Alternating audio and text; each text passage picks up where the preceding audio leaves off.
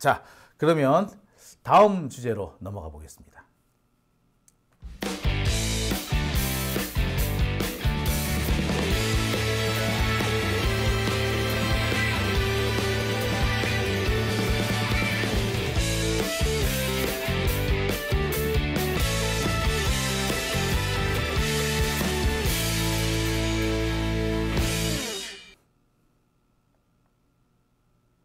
자, 오밤중의 뉴스 함께하고 계십니다. 자, 그러면 제가 준비한 세 번째 주제로 한번 넘어가 보겠습니다. 제가 준비한 세 번째 주제는요, 조정훈 얘기를 좀 해볼까 합니다. 자, 조정훈, 지금 지역구에 출마한다고 꿈이 상당히 많이 부풀어 있죠. 글쎄, 그런데 이 조정훈이 자칫 낙동강 오리알이 될 수도 있겠구나라는 그런 전망들이 나오고 있습니다. 자, 무슨 얘기인지 좀 설명을 해 드릴게요. 자, 조정훈이라는 사람 참 우리한테는 좀 짜증나는 사람 중에 한 사람입니다. 개혁을 위한 여러 가지 입법을 중간에서 계속 가로막았던 사람이 조정훈이죠. 시대전환이라는 그 군소 정당이 있으면서 법사위를 차지했습니다. 정의당이 국힘당 쪽에 슬그머니 넘어가는 바람에 정의당을 대체할 자원으로 조정훈을 앉혔습니다. 그런데 조정훈은 정의당보다도 더 먼저 변절을 했죠. 그래서 중요한 사안, 고비마다 개혁에 발목을 잡았습니다. 참, 그러고 보면 정의당도 그렇고 이 조정훈도 그렇고 이 떡고물 앞에서는, 콩고물 앞에서는 참 약한 모습을 보이지 않았는가라는 생각이 듭니다. 이들이 왜 이 캐스팅 보트, 법사위 캐스팅 보트만 쥐게 되면 저렇게 변질을 할까? 이유는 간단해요. 국힘당이 제공하겠다고 약속하는 많은 그런 것들이 상당히 달콤했기 때문이라고 그렇게 봐도 되겠죠. 자, 조정훈, 이렇게 개혁에서 상당히 많은 발목을 걸었던 조정훈이 국힘당에 가서 지역구 공천을 받겠다고 설쳤습니다. 그런데 조정훈 뜻대로 쉽게 되지는 않을 것 같아요. 조정훈은 한동훈의 뒷배를 믿고 국힘당에 갔고 지역구, 특히 마포 갑에 출마하겠다고 설치고 있으나 바로 그 마포 갑에는 윤석열의 복심이라고 하는 사람이 쑥 들어올 것 같습니다. 어떻게 보면 앞서서 제가 말씀드렸던 첫 번째, 두 번째 주제의 연장인 거죠. 만약에 윤심이 이긴다면 조정훈은 낙동강 오리알이 되겠죠. 자, 설령 한동훈이 이긴다고 하더라도 얘기가 그렇게 쉽게 되지는 않습니다. 윤석열이 모든 걸 다 내려놓을까요? 자, 그래서 제가 준비한 주제입니다. 자, 조정훈 현재 법사위에 눌러 앉아 있습니다. 원래대로 하자면 조정훈은 지금 법사위에 있으면 안 돼요. 지금 법사위 자료를 보면은 이렇습니다. 민주당 10명, 국힘당 8명, 비교섭 단체 0명으로 돼 있어요. 그리고 조정훈도 역시 여전히 법사위에 남아 있습니다. 근데 원래 조정훈이 있어야 할 이 자리는 국힘당 국회의원이 있을 수 없는 자리입니다. 원래 법사위 정원 18명 중에 10명은 민주당이 가져가고 7명은 국힘당이 가져갑니다. 그리고 1명은 이른바 비교섭 단체, 무소속 이런 사람들한테 주게 돼 있어요. 맨 처음엔 이것을 정의당에서 가져갔습니다. 근데 이 정의당이 이 법사위 자리를 한 자리 탁 잡고 나더니 이거 가지고 온갖 거래를 하기 시작합니다. 국힘당하고 막 거래를 해. 그래서 민주당이 제출한 개혁 입법을 계속 발목 잡았습니다. 그 결과 어쩔 수 없이 민주당은 바꾸게 되죠. 그래서 그 자리를 차지한 것이 조정훈이었습니다. 근데 조정훈도 딱 이 자리를 가 보니까 이게 국힘당한테서 던져주는 콩고물이 꽤 괜찮거든. 그러니까 결국에는 국힘당 쪽으로 슬그머니 넘어가요. 왜 이런 일이 생기느냐? 이 지금 현재 조정훈이 차지하고 있는 이 법사위 이 한 자리는요, 상당히 의석은 한 석밖에 안 됩니다만 의미가 큰 자리입니다. 자, 법사위에서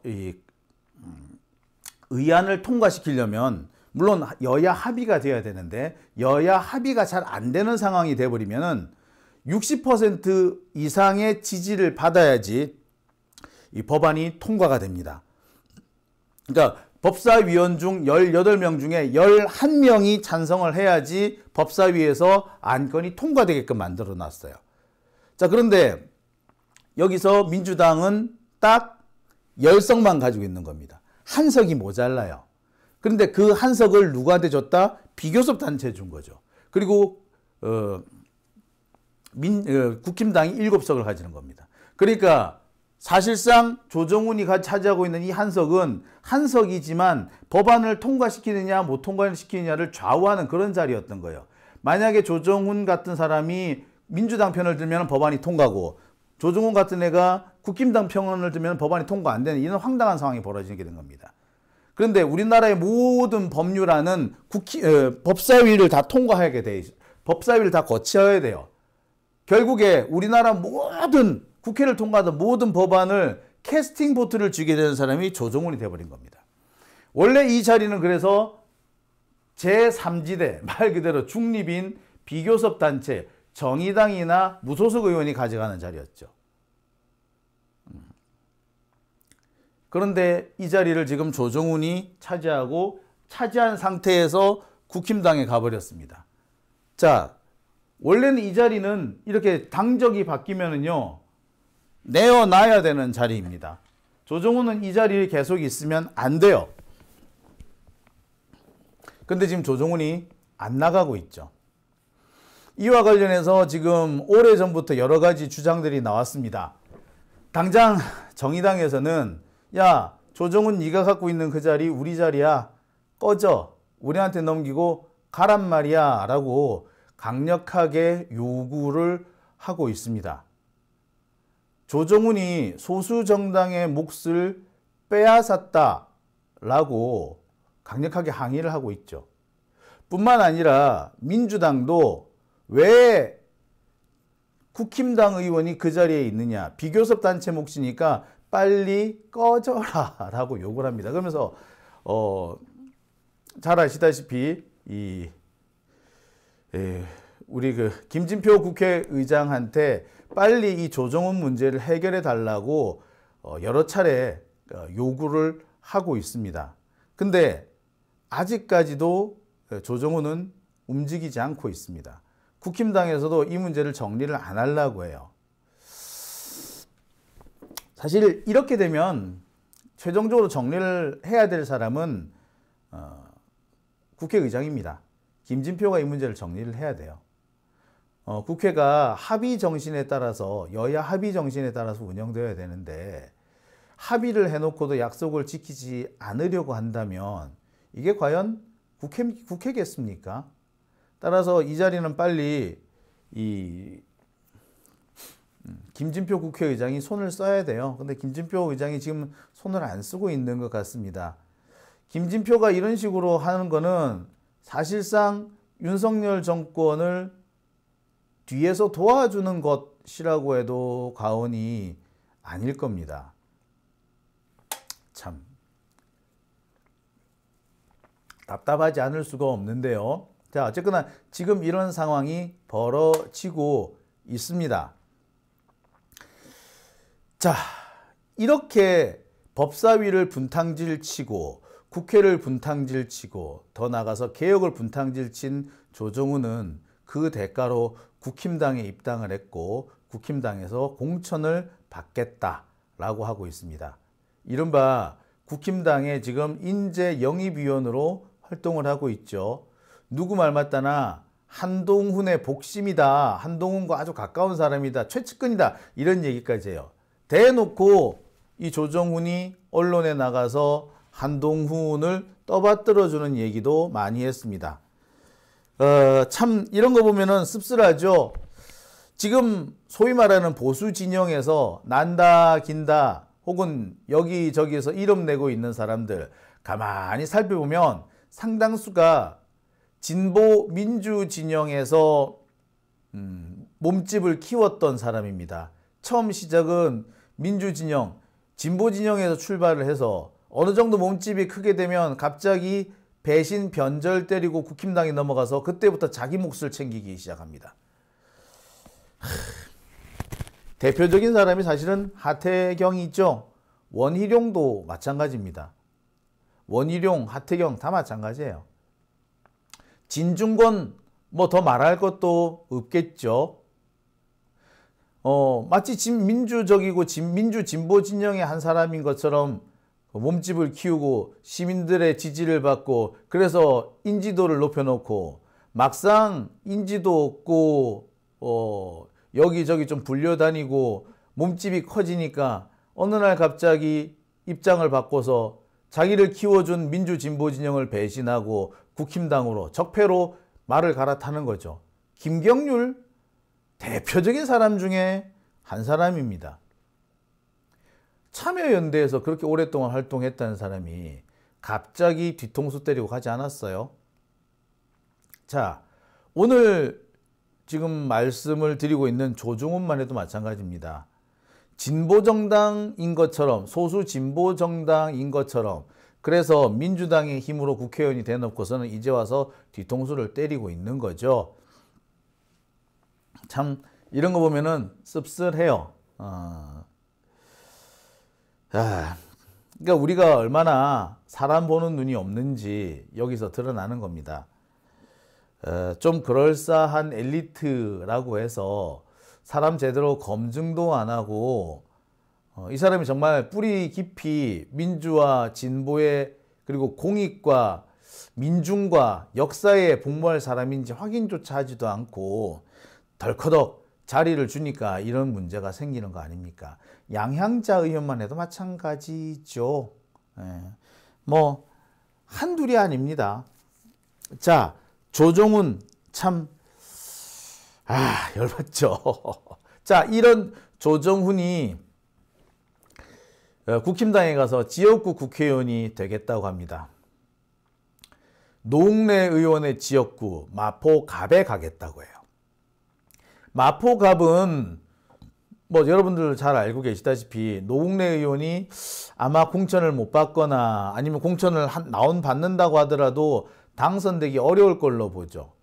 따라서 지금 마포갑에 출마하겠다고 나선 사람들이 어디 한둘이가 아닙니다. 그러니까 만만한 지역구를 선택을 한 거죠. 조정훈 역시 마포갑이 아주 만만한 곳이라고 현재 출사표를 던진 것 같습니다. 그래서 여기저기 플랜카드도 걸고요. 플랜카드 걸어놓고 지금 사실상 선거운동에 본격적으로 돌입을 했다고 해도 과언이 아닙니다. 어디에서는요, 아예 자신이 이미 공천을 받은 거나 다름없는 것처럼 행동하기도 합니다. 왜? 지가 한동훈하고 같은 배를 탔다 이거지. 지가 한동훈 라인이다 이거지. 한동훈 라인이니까 설마 지한테 공천 안 주겠냐, 뭐 이렇게 생각한 것 같습니다. 그런데 말입니다, 그게 그렇게 쉽지 않을 것 같아요. 바로 마포갑, 조정훈이 노리고 들어간 이 마포갑에 윤석열의 직계라고 해야 되나요? 이른바 윤심이라고 하는 사람이 들어옵니다. 윤석열이 영입을 했던 호남 쪽 인재라고 해서 영입을 했던 이용호 의원이 바로 이 마포갑에 공천을 신청했다는 거예요. 결국에 이 조정훈이냐 이용호냐 이것을 두고 한판 대결이 벌어질 수밖에 없게 된 거죠. 즉 조정훈은 만만하게 생각하고 마포갑을 갔는데 정말 만만치 않은 경쟁자를 만난 셈이 돼버린 거예요. 달리 말하자면 윤심이냐 한심이냐, 한심? 윤심이냐 한심이냐? 자, 그런 갈림길에 놓인 겁니다. 자, 앞서서 제가 계속 무슨 얘기했나요? 윤석열과 한동훈의 충돌 얘기를 했죠. 결국 이 윤석열과 한동훈의 충돌이 어떻게 결론나느냐에 따라 가지고 조정훈의 운명도 좌우될 수밖에 없습니다. 자, 그런데 여기 또 한 가지 문제가 있죠. 마포라는 지역의 특성입니다. 조정훈이 거기서 당선될 가능성이 그닥 커 보이지 않다라는 거지. 자, 지금 들리는 말로는요, 조정훈이 공천을 못 받을 수 있을 거라는 그런 얘기도 많이 있습니다. 다른 곳, 마포가 아닌 다른 지역에 공천을 줄 수도 있다. 누구 말로는 그래요. 지금 김경률이 마포을 얘기를 하고 있는데 지금 김경률을 그 자리에 계속 둘 수가 없는 상황이 되는 거죠. 지금 김경률 때문에 윤석열하고 한동훈이 충돌을 하게 되는 상황인데 그렇게 되면 김경률은 이 사태가 어디로 흘러가든 말든 김경률을 그 자리에 두기가 어려워지는 거죠. 그렇게 되면 그 자리를 누구한테 줄 거다? 예, 조정훈한테 가게 되는데 조정훈은 정청래 의원, 마포을은 정청래 의원이 지키고 있는 자리잖아요. 조정훈과 정청래가 붙으면 누가 이길까요? 조정훈도 그걸 피해가지고 마포갑으로 갔는데 이제 그게 안 된 거죠. 자, 지금 상황은 그렇습니다. 지금 조정훈은 자기가 민주진보 진영을 배신 때린 대가로 공천을 한번 얻어보려고 넘어갔는데 낙동강 오리알이 된 상태가 되었다. 뭐 그런 얘기가 되겠습니다. 자, 루루님께서는 마포을에서 민주당으로는 누가 나오느냐? 아니, 정청래 의원이 나오겠죠. 예, 정청래 의원이 지금도 거기 계시죠. 자, 조정훈이 공천 받겠느냐? 아, 땡이다 하는 분도 계시네요. 자, 오밤중의 뉴스 함께하고 계십니다.